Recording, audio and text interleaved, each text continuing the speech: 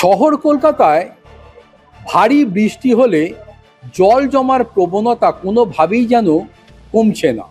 জল যন্ত্রণা যেন নিত্য নৈমিত্তিকভাবে শহর কলকাতার মানুষের সঙ্গী হয়ে গেছে। আর এই পরিস্থিতি থেকে শহর কলকাতার মানুষকে জল যন্ত্রণা থেকে মুক্তি দেওয়ার লক্ষ্যে ইতিমধ্যেই কাজ শুরু করেছে কলকাতা পুরসভা।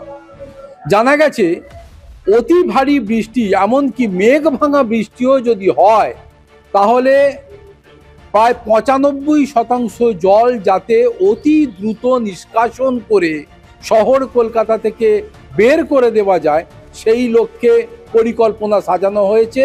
এবং 21টি যে পয়েন্ট রয়েছে, সেই 21টি পয়েন্টে এখনো পর্যন্ত লিফটিংয়ের ব্যবস্থা করা নেই।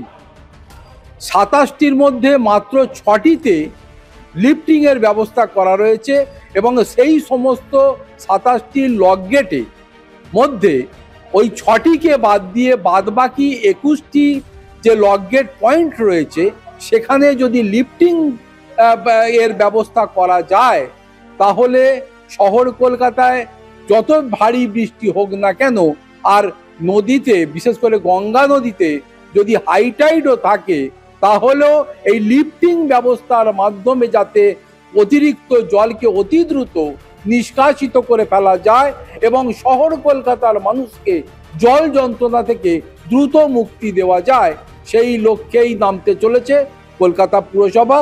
অতি দ্রুত কাজ শুরু হয়ে যাবে বলে ইতিমধ্যেই জানিয়েছেন কলকাতা পুরসভার নিকাশি বিভাগের মেয়র পরিষদ তারক সিং। দুর্গাদাস বন্দ্যোপাধ্যায়ের রিপোর্ট, কলকাতা টিভি।